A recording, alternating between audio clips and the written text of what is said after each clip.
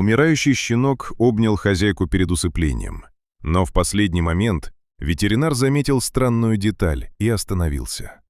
Анна привезла своего щенка Рика в ветеринарную клинику, едва сдерживая слезы. Врачи говорили, что он умирает, и самым гуманным решением будет усыпление. Но в момент, когда шприц уже был готов, Рик вдруг зарычал, не от боли, а словно предупреждая. Его взгляд был направлен на кого-то в комнате. Это было не прощание.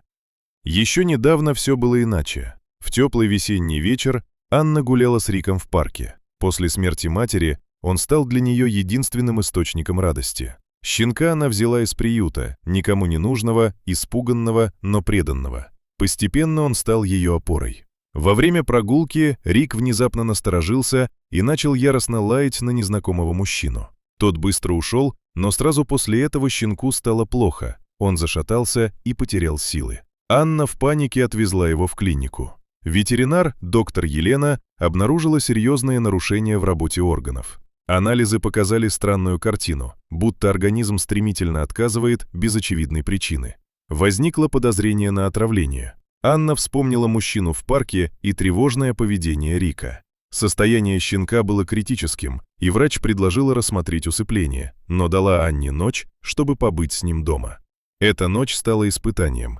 Анна не сомкнула глаз, держала его лапу и умоляла не сдаваться. К утру Рик немного ожил. На следующий день в клинике произошло неожиданное. При попытке продолжить лечение Рик снова зарычал и вцепился в Анну, словно защищая ее. Врач решила осмотреть его внимательнее и обнаружила под шерстью крошечный след от укола. Стало ясно, щенка намеренно отравили. Подозрение пало на ассистента клиники. Когда он вошел, Рик сразу отреагировал агрессивно. Его поведение выдало правду. Парень попытался сбежать, но был задержан. Позже выяснилось, что он действовал по указанию других людей, подменял анализы и вводил животным препараты, чтобы их усыпляли без лишних вопросов.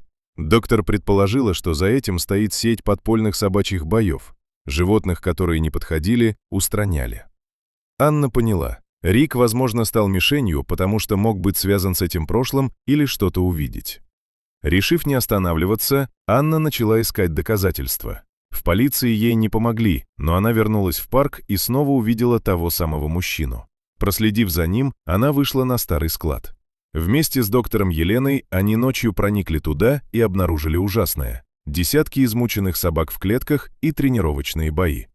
Они сняли происходящее на видео, но были замечены. Мужчина попытался их остановить, однако Рик, несмотря на слабость, встал на защиту. Женщины успели сбежать и передать записи в полицию. Вскоре склад накрыли. Животных спасли, участников арестовали, но главный организатор, человек по имени Сергей Доронин, сумел скрыться. Рик выжил и начал восстанавливаться. Его здоровье постепенно возвращалось, а вместе с ним и спокойствие Анны. Щенок стал для нее не просто другом, а настоящим героем, спасшим не только ее, но и десятки других собак. Со временем жизнь наладилась. Они снова гуляли в парке, играли, и теперь уже весь район знал историю Рика.